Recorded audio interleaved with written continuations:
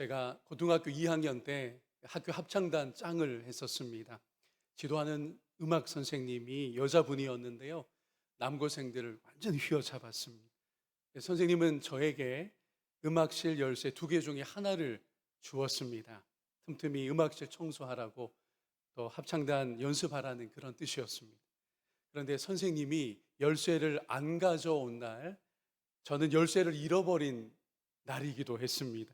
열쇠만 있으면 아무렇지도 않게 음악실 열리고 선생님은 수업하고 방과 후에 합창단 연습을 할 텐데 열쇠 2개가 다 없으니까 난감한 상황이었습니다. 그날이 지금도 기억에 남아 있습니다. 여러분, 요한계시록이 확연히 열리는 열쇠 부분이 있어요. 12장과 13장입니다. 바로 이번 시간에 만나는 말씀인데 하늘과 땅의 일을 우리가 조금 더 알아보고 특별히 두 짐승 중에 바다에서 올라온 짐승에 대하여 우리가 살펴볼 것입니다. 무엇보다 성도의 인내가 그러므로 얼마나 소중한지를 확인하려고 합니다. 하늘 전쟁에 패배한 용이 사탄이 어떻게 되었죠? 땅으로 내쫓겼습니다. 땅에 내려와서는 산고를 치르는 여자를 노려봅니다. 여자는 모든 하나님 백성을 상징하는 것이지요. 메시아가 오기 이전의 구약 백성과 이후에 그리스도인들이 아울러집니다. 그 모두가 제국들로부터 적대자들로부터 고통당하여 부르짖었습니다. 해산하는 여인처럼요. 그 여인에게 아들이 태어납니다. 분명 그 아들은 메시아를 가리키고 상징합니다. 그래서 여자에게서 그 아들이 태어났다는 것은 메시아가 여자 곧 하나님의 백성, 자기 백성 가운데 함께 하신다는 의미를 보여줍니다. 또한 창세기 3장 15절에 복음이 원복음이라고 가리키죠. 그 원복음이 성취됨을 알려주시는 것이기도 해요. 즉 여자의 후손으로 아들로 오셔서 에덴의 그 옛뱀 사탄의 머리를 밟으실 거라고 하는 말씀이 이제 성취되고 있는 것이었습니다. 메시아 예수님의 십자가와 그리고 부활 승천으로 우리가 어떤 일이 영적으로 벌어졌는지 알고 있어요. 사탄은 이미 머리가 짓밟혔습니다. 머리가 깨졌어요. 치명상을 입은 것입니다. 땅의 성도들은 지금 어떤 상황이냐? 그런데 아직 목숨을 부지하고 있는 그 사탄이 마지막 때로 갈수록 발악을 하고 있기에 깨어 있어야 하는 상황이지요. 땅의 성도들과 교회들을 왜냐하면 사탄이 참소하고 대적하고 미혹하면서 공격하고 있기에 그렇습니다. 이런 영적인 지형도를 영적인 현실을 우리가 늘 발견하고 그 가운데 믿음 지켜나갈 수 있기를 소망합니다. 자, 사탄이 왜 이렇게 광분하는 것일까요? 여자의 아이를 해치려고 노려왔던 것인데 그 아이가 곧 메시아가 지상 사역을 마치고 하늘 보좌로 올라갔기 때문입니다. 이제 목표는 그러니 어디가 될까요? 여자입니다. 땅에 있는 여자 곧 교회와 신실한 하나님의 백성들이 다시 공격의 목적이 되는 것입니다. 게다가 사탄은 용은 더 이상 하늘에 자리가 없어요. 어제 본문에서 우리가 확인한 그대로입니다. 그러니 땅에서 분풀이를 하고 땅에 남아있는 하나님 백성들, 교회와 성도들을 박해합니다. 12장 13절 말씀을 봅니다. 용이 자기가 땅으로 내쫓긴 것을 보고 남자를 낳은 여자를 박해하는지라. 자, 그러나 용 또는 옛뱀의 박해는 2가지 한계가 제한이 있습니다. 우선 백성이 혹은 교회가 광야에서 하나님의 도움을 받습니다. 옛 이스라엘의 40년 광야 생활처럼 그렇습니다. 그리고 박해의 기간이 한정되어 있어요. 오늘 본문에 그 한정된 기간이 어떻게 표현됩니까? 한때와 두때와 반때라고 일컬어집니다. 12장의 14절 말씀이지요. 그 여자가 큰 독수리의 2 날개를 받아 광야 자기 곳으로 날아가 거기서 그 뱀의 낯을 피하여 한때와 두때와 반때를 양육받음에. 양육하시는 분은 보호하시고 인도하시는 분은 하나님이신 겁니다. 아직 조금 낯선 표현, 한때와 두때와 반때는 어떤 뜻일까요? 이번 기회에 정리해 보겠습니다. 여러분, 한때는 1년을, 두때는 2년을, 반때는 6개월을 가리킵니다. 합하면 어떻게 되죠? 3년 반입니다. 바로 이게 또 다른 같은 기간의 표현들과 함께 가는 거예요. 42개월 그리고 1260일과 같은 기간입니다. 계산기 두드려 보면 나옵니다. 그런데 중요한 건 이 기간들이 실제 기간은 아니고 상징적인 의미를 갖고 있는 기간이라는 거예요. 그 상징하는 의미가 무엇이냐? 여러분, 박해와 환란이 시작이 되어서 그게 한때입니다. 더 심해집니다. 그게 뭐라고요? 두때입니다. 여기까지만 가면 남아있는 신실한 우리는 힘들 거예요. 감사하게도 이게 반대로 갑니다. 즉, 이 모든 박해와 환란이 약해지고 결국 끝나게 된다라는 것이죠. 하나 적용해 보기를 원합니다. 광야로 나갔고 그리고 하나님의 도우심이 거기 있었는데 오늘 교회도, 오늘 저와 여러분도 광야 공동체입니다. 환경 자체는 척박해요. 고난이 거기에 있습니다. 죽음까지 들여질 수도 있어요. 그러나 하나님이 만나를 먹이셔서 우리로 지치지 않게 하시고 불기둥과 구름 기둥으로 끝까지 인도해 가시는 줄로 믿습니다. 이 길에서 우리에게 요구되는 것이 하나가 있어요. 그게 무엇이냐면 인내입니다. 오늘 본문의 결론과도 같은 13장 10절 말씀이지요. 사로잡힐 자는 사로잡혀 갈 것이요 칼에 죽을 자는 마땅히 칼에 죽을 것이니 성도들의 인내와 믿음이 여기 있느니라. 아멘. 여러분, 믿음은 반드시 인내를 내포합니다. 그냥 센 믿음, 뜨거운 믿음, 그런데 그런 믿음이 있다는 분들 안에 인내가 없다 이러면 그 믿음 잘못된 거예요. 믿음은 근본에 애초에 인내를 포함하고 있기에 그렇습니다. 계시록에서 성도의 가장 소중한 덕목으로 인내가 1번입니다. 그러므로 저와 여러분도 남은 고난, 광야와 같은 우리의 신앙의 앞길 가운데 인내할 수 있기를 주의 이름으로 소망합니다. 다시 12장으로 와서 바다 모래 위에 선 용을 보겠는데요. 그 사이에 용은 또는 뱀은, 여러분, 용과 뱀은요 서로 교환되어 쓰입니다. 여자의 뒤를, 후미를 추격하고 있어요. 얼마나 교활한지 모릅니다. 추격해서는 큰 물에 떠내려 가도록 만들려고 해요. 얼마나 악랄한지 몰라요. 공포를 일으키는 것이고요. 자, 그런데 반전이 일어납니다. 땅이 여자를 도와서 그 물을, 강물을 삼켜버리는 거예요. 12장의 15절과 6절입니다. 16절입니다. 여자의 뒤에서 뱀이 그 입으로 물을 강같이 토하여 여자를 물에 떠내려 가게 하려 하되 땅이, 그죠? 다음 구절 보여주시겠어요? 땅이 여자를 도와 그 입을 벌려 용의 입에서 토한 강물을 도로 빨아들였습니다. 삼켰습니다. 자, 이 장면 어디서 본 것 같습니다. 구약에서 온 거예요. 출애굽 때 사탄이 역사하여 바로 왕이 이스라엘 자손의 후미를, 뒤를 추격했던 바로 그 장면입니다. 홍해 물에 밀어 넣어서 그 하나님의 백성을 떠내려가게 만들려고 했던 것이죠. 하지만 어떻게 되었습니까? 하나님이 역사하셔서 땅을 건너듯 홍해 구원이 이루어졌습니다. 마치 홍해의 물을, 그 거대한 홍해의 물을 그 아래 바닥이, 땅이 삼켜버린 것 같았다는 것. 그래서 맨 땅을 건너듯 그렇게 이스라엘 자손이 홍해를 건널 수 있었습니다. 여러분, 여기에 성도의 소망, 교회의 소망이 보입니다. 이 내용을, 이 소망의 내용을 함께 읽을까요? 앞에 보시면 용이 아무리 위협하고 공격해도 주님은 이 땅의 교회와 성도를 사랑하시기에 뜻밖의 수단과 능력으로 용을 압도하십니다. 우리에게 소망이 있는 거예요. 얼마든지 싸워 승리할 수 있는 것입니다. 물론 용은 끈질깁니다.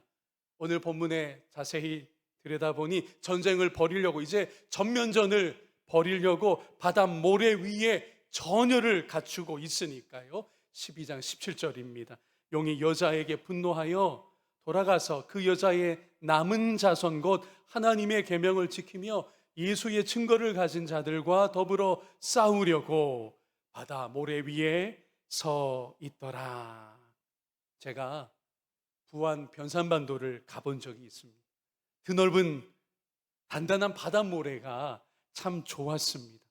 그러나 여러분, 1세기 말 요한 사도가 발 딛고 있었던 반모섬의 모래는요, 전혀 다른 이야기였어요. 그 섬은 거센 바다에 포위되어 있었습니다. 용은 그 바다 세력의 우두머리였고요, 이제 곧 바다에서 올라오는 짐승을 그 용이 조종할 태세였기도 했고요. 그러니 요한에게 바다 모래란, 해변이란 전혀 평안이 없는 것이었습니다.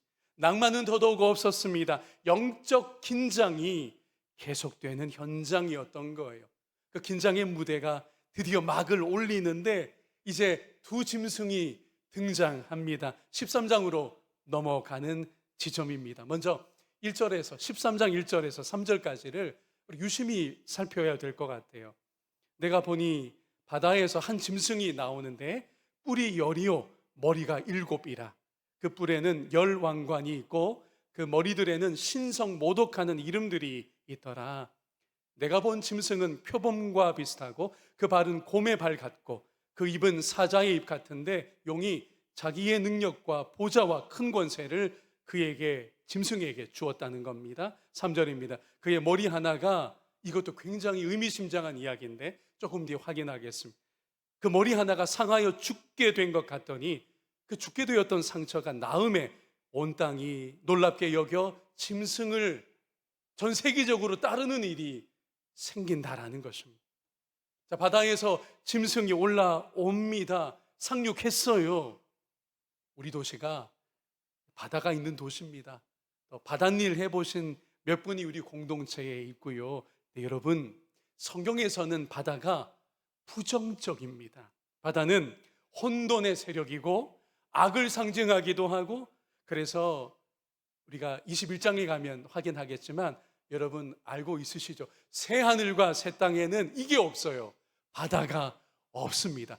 가서 살펴보시면 딴 건 있는데 바다가 거기 딱 빠져 있어요. 왜냐하면 성경에서 구약부터 바다는 부정적이고 혼돈과 악의 세력에 깃드는 영역으로 상징되기에 그렇습니다. 이런 의미의 바다로부터 올라온 짐승은요, 여기서 한번 정리합니다. 사탄을, 즉 용을 대신하여 하나님과 그분의 백성을 대적하는 세력입니다. 이 짐승은 개인보다는 적그리스도적인 국가나 권력을 상징한다고 보는 게 좋습니다.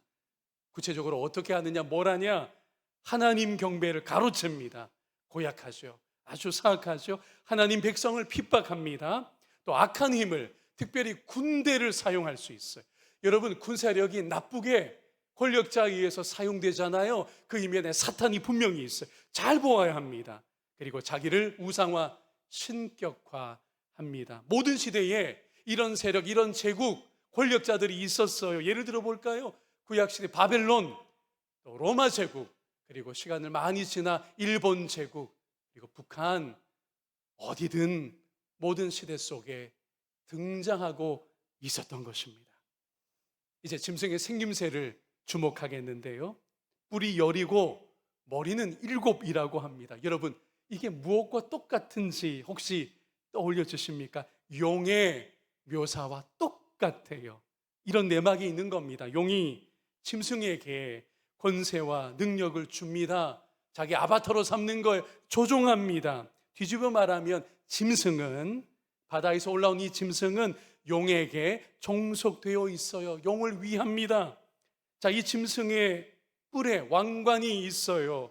왕관은 힘과 통치권을 나타냅니다. 그러나 모조품에 불과하다는 것을 우리가 잊지 말아야 합니다. 아무리 그 위세가 대단해 보이더라도 아무것도 아니라는 것이죠. 7머리에는 신성 모독의 이름들이 적혀 있습니다. 신성 모독이 무엇인가요? 내가 하나님이요 라고 하는 식이지요. 실제로 여러분 로마 황제들이 그러했었습니다. 계시록을 처음 봤던 소아시아의 교회들은 이 대목에서 딱 와닿는 말씀이었어요. 아유, 지금 저 로마 황제가 자기를 주님이라고 하나님이라고 아니면 신의 아들이라고 동전에까지 새겨놓고 있는데 정말 참남하군. 그런데 하나님은 다 알고 계시고 분명 저 짐승은 언젠가 최후 패배를 당할 거야, 이런 소망도 느끼고 있었다는 거죠. 그리고 표범과 곰과 사자와 같은 짐승들의 강점을 합쳐 놓았습니다. 만만치 않다는 거예요. 그리고 우리 또 한 가지, 다니엘서 7장에 나오는 내 짐승과 연결된다는 것도 우리가 확인할 수 있습니다. 알아차릴 수 있어요. 그런데 그 위세는 더 다니엘서 7장의 내 짐승보다 더 강력해졌습니다. 또 하나 주목할 특징은 용이 자기 아바타 같은 하청업체 같은 짐승에게 몇 가지를 수여한다는 것. 자기를 위해서 일을 해야 될 테니까요. 2절에 쭉 나오는 내용인데 용이 자기의 능력을 짐승에게 줍니다. 용은 짐승에게 자기의 보좌를 줍니다. 이거 문제가 큽니다. 왜냐하면 요한계시록에서 보좌는 누구에게만 돌려지고 해당되느냐 하니 하나님의 것입니다. 보좌라고 하면 오직 하나님만 이야기되어야 해요. 하나님과 어린 양의 자리입니다. 그런데 겁도 없이 용이 짐승에게 자기 보좌를, 이것도 허구이지요, 모조품에 불과하지만 그걸 주고 있다는 겁니다. 그러니까 용도, 짐승도 하나님과 어린 양을 흉내내는 그 거짓됨이 있다는 걸 우리가 간파하게 되는 것입니다. 자, 그리고 큰 권세도 주었다라고 기록되어 있어요. 큰 권세도 원래는 어린 양의 것입니다. 그리스도께서만 하늘 권세를, 하나님 아버지의 권세를 갖고 계시는데 비슷하게 자기를 나타내어 영향력을 행사하고 미혹하려고 하는 전략이 여기서도 나타나고 있다는 거죠.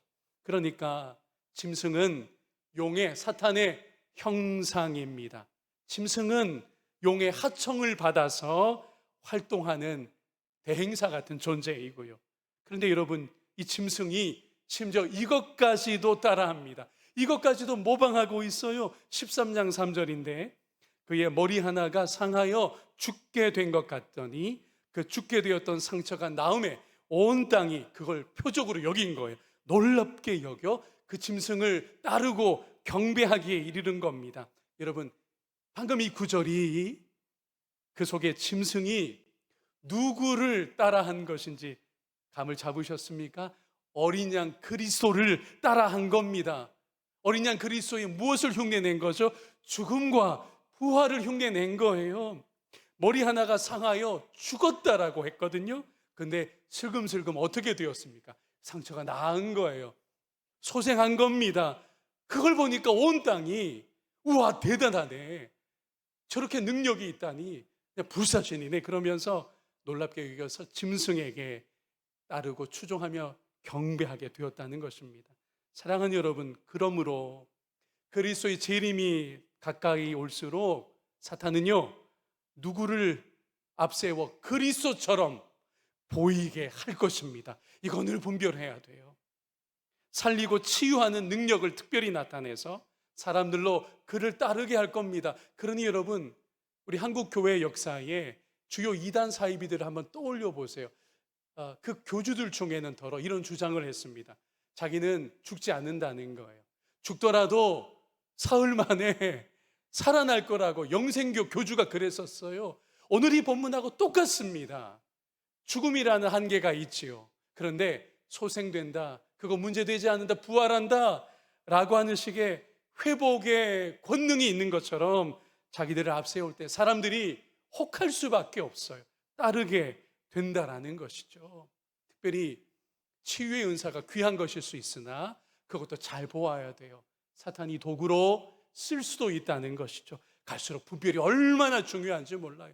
누가 병 고친다더라, 누가 신유의 기도를 해준다더라, 그런데 갈 때 정말 조심해야 됩니다. 그게 하나님의 임재 속에 이루어지는 일들인지 아니면 사탄도 얼마든지 사특한 영이어서 권세가 있어서 요령이 있어서 그걸 사용할 수도 있다는 것이죠. 영향력을 끼치는 인물들, 특별히 세상의 권력과 권세를 손잡아 나타나는 그런 누군가 혹은 그런 단체, 그런 나라들을 잘 보셔야 합니다. 그러니까 여러분, 갑자기 영향력 있는 누가 기독교계에 등장하잖아요. 어디 외국에서 누가 왔다고 여러분, 그럴 때 거의 100% 그거는 이면에 사탄이 있을 수 있다는 걸 경각심을 가지고 보셔야 돼요. 왜냐하면 오늘 기록된 말씀의 특징들이 그대로 보이는 것이기에 그러합니다. 5절을 보면 짐승이 일할 수 있는 권세를 용으로부터 받습니다. 프랜차이즈 영업을 계시한 거예요. 또한 과장하고 신성 모독하는 입을 수여받습니다. 13장 5절을 읽어보겠습니다. 또 짐승이 과장되고 신성 모독을 말하는 입을 받고 또 42달 동안 일할 권세를 받으니라. 자, 그리고 무엇보다 이 땅의 성도들을 대적하여 싸웁니다. 전면전을 벌이는 거죠. 그런데 의아한 표현 하나가 우리 눈앞에 있어요. 용이 또 그 하수에 있는 짐승이 이긴다라는 이 단어입니다. 7절 말씀이에요. 또 권세를 받아 성도들과 싸워 이기게 되고 그리고는 온 세계의 권세도 받는다라고 되어 있습니다. 자, 오해가 없어야 합니다. 놀라지 않아야 되고요. 짐승이 발악하듯 활동하기에 성도와 교회가 지는 것처럼 수세에 몰리는 것처럼 될 수 있어요. 그런데 이것이 일시적일 거라는 걸 결코 잊지 마시길 바랍니다. 또 모든 족속을 다스리는 권세를 행사할 수 있어요. 나라를 제국을 앞세워서 그럴 수도 있고요.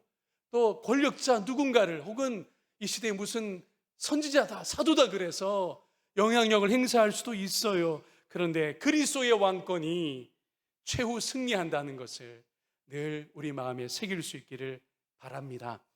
8절에 따르면 짐승의 지배를 받는 이들, 이 짐승의 영향력과 죽었다가 심지어 회복되는 능력까지 드러내는 모습 앞에 그걸 추종하고 경배하는 이들이 누구냐가 나오는데 이렇게 되어 있어요. 이들이 생명책에 그 이름들이 없다는 겁니다. 무슨 뜻이냐? 불신자들이라는 거예요.